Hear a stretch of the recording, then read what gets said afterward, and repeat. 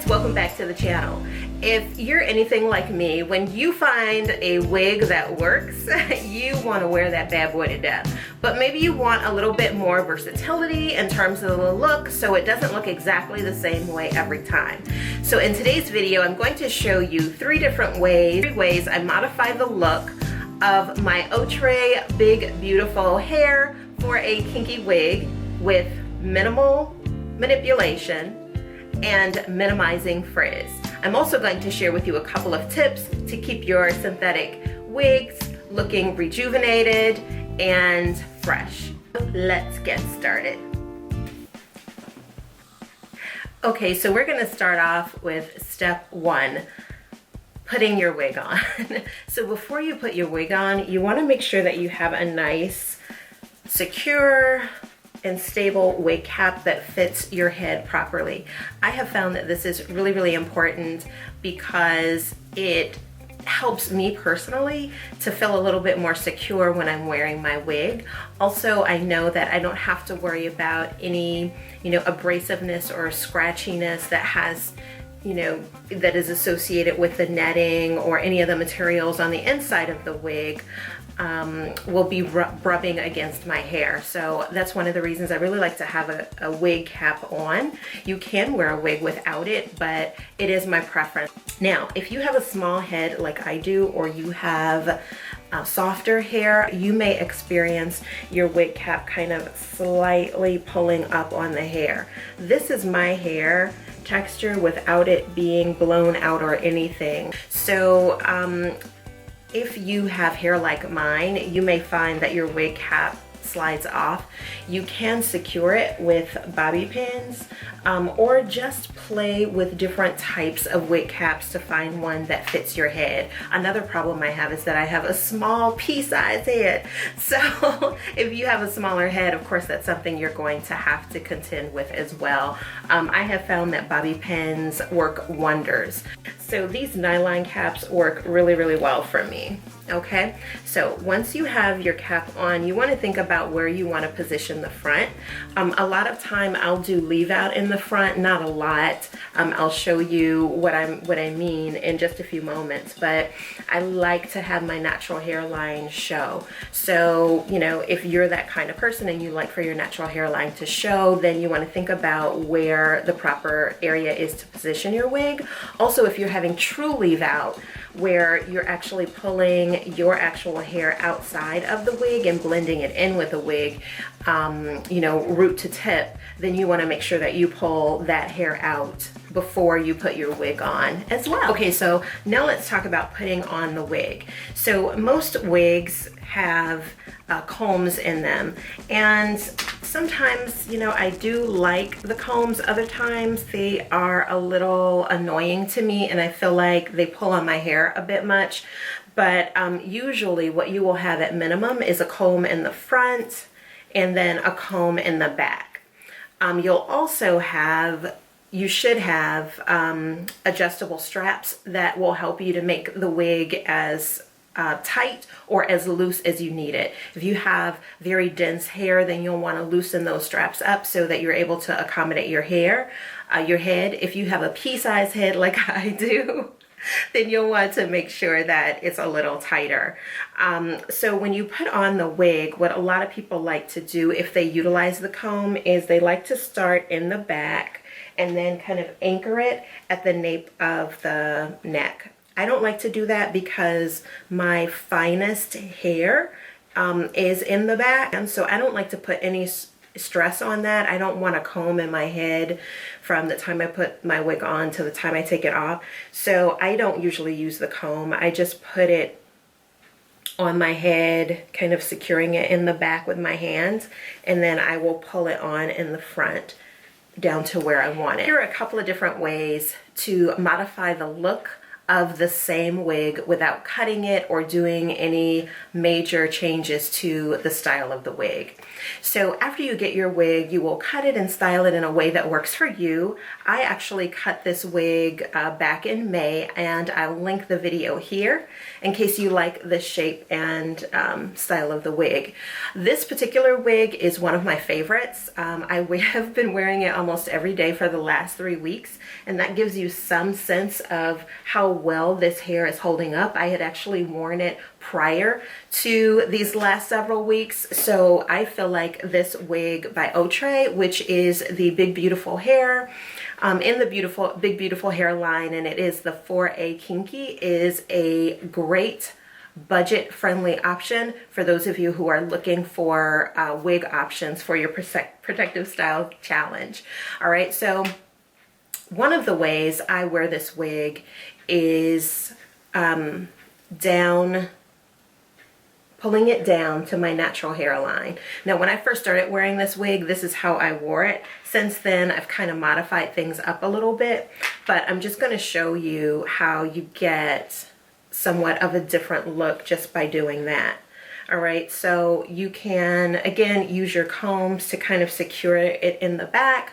There's also that comb in the front. You could use that one to secure the front. Again, I don't want to lose my edges. I don't want to put stress on my hair in that sense. So if I feel like I need to secure my wig, I will take a bobby pin and I will go in the middle area of the wig and I'll just slide it through. And when I slide it through, it's going not only through the structure of the wig, but it's going through my wig cap beneath as well. And that's another reason why I like the nylon wig caps, because you can do that and you're not going to really be damaging the cap. So I just do that, and I put my pins kind of around just beneath the crown, I guess, of my head to keep it in place. So this is one way you could wear this particular wig, and it's, again, not showing any of your hairline, just going with the natural kind of structure of the wig and pulling everything kind of more toward the face. Okay, so I rarely wear my hair like this, but I think this is really pretty. I'll probably wear it like this tomorrow. And then when you're styling, you want to just kind of finger style the hair. Always pulling toward the roots or pulling on the curls themselves, not doing very much manipulation to the hair, like around separating curls. You really want to do that at the beginning when you're, styling and cutting the wig. All right, so that's one easy way to wear this wig, just the way it's intended probably to be worn, with the hairline kind of matching your own. Now, when I want to modify this a little bit, one of the things I'll do, I'm going to just take these bobby pins out. It is hard to find bobby pins in a curly wig like this. All right, so when I want to modify this wig, I will take the hairline and I'll actually wear it back a bit like this. This is how I normally wear this wig. I'll pull it back like this. Oh, hold on.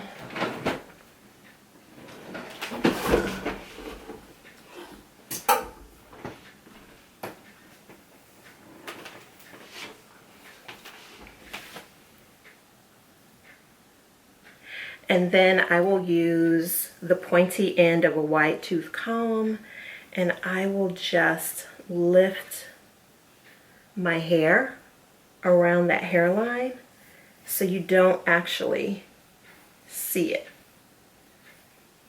that the wig hairline is there. This, I think, really helps the wig to look a little bit more realistic as well. So see, this is a different kind of look to the hair. It blends in more with your own. If you wanted to lay your edges, you could do that. It's not so much in your face. So if you're the type of person, you want your, you want to accent your features and have your features be shown, you can take this wig and kind of pull it back just a little bit and then blend out your natural hairline so that, or blend in your natural hairline with how you style the wig so that it looks a little bit more realistic. And then what I do is I will secure it usually back here somewhere so that this doesn't puff out, because again, I have a small head.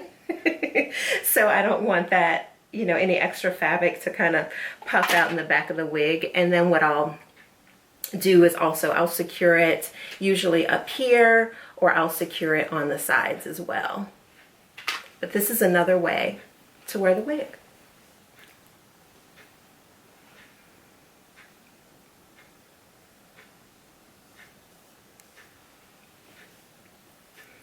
All right, one last way to wear a wig, not necessarily this one, although I guess it does sort of apply to this wig, is to, when you put it on, instead of lining the back exactly up with the back center of your nape, you can take it and shift it to one side and to the other. And it's not as obvious in this wig because it doesn't have a part, but it will allow you to kind of get a different look from this wig. Like, see, this is giving you a totally different look. And it doesn't matter whether you pull the hairline up to your own or even if you wear it back a little bit. It's still giving you a little bit of something different because this looks like it's a deeper sort of part on this side, and the hair is just, you know, wisping over to the side. You can do this with any wig. Well, most wigs you can do this with. It's especially useful for wigs that, again, have a part in it already, or the hair bends to one side or the other. So you can just, you know, play with the wigs and come up with a style that kind of works for you and is complementary to your face and your features. The last thing I would like to say is, if you find that, you know, your wig is getting, you know, out of control, it's in terms of frizz or in terms of kinks, you can use your trusty scissors. I don't really have any frizz that's on this wig. I actually really like, because it makes it look more natural, especially when you have curly hair. But one of the things you can do is just sort of trim those areas off. You don't have to take a whole lot of hair. This works for crochets as well. You want to just kind of go through and then just kind of, you know, trim those areas off bit by bit. I don't want to do it on this wig because I love this wig so much just as it is. But you get my meaning, right? The other thing you can do if you do find that you have a lot of frizz in the hair is you can use a butter or you can use a gel. But you can take, you know, a product like the Curls Passion Fruit paste. You could use, you know, an oil like a castor oil or a coconut oil. You probably want a heavier oil though, if you're working with hair like this that is curly and a little more coarse by design. Or you could use one of my favorite products, which is the Quimet Biologics Burdock Root Cream. You can just take that and kind of work it into those areas where you want a little bit more definition and kind of reform the curl, and you'll get that frizz to kind of go away a bit. You can also take any of these items and just kind of scrunch it into the hair if you find that after wearing it for a while it's begun to get dull. Like, we want our hair to look real, but we don't want it to look super dull. So feel free to use any of your own products that have things in it like a castor oil, which reflects light, right? And it makes the hair look more lively and like it has more sheen. Another product that I really like to use is this one. You guys know, if you know me from way back, you know I love multi-purpose products. And so another one that I find really works well to rejuvenate the wigs and bring back that shine and luster to it is this product by Pure, and it's their Miracle Mist. I use this on my body. I use this to set makeup, but you can also use it, you know, just on the hair to liven it up, you know, liven up the wig a little bit. And one of the things I like about it is that it's super, super light. So you could use this on your natural hair if you have fine hair, or, you know, you can use it on your wigs as well. And it just rejuvenates the look and the feel of the wig. Oh, this feels so soft. All right, so I hope this video was helpful, guys. Please don't hesitate to leave any questions or comments in the section below. If you have tips on how to keep your wigs or synthetic hair lively and rejuvenated, please do share those with us in the comment section as well. Thank you guys so much for watching, and thank you for joining the Protective Style with me. Love you guys. Bye.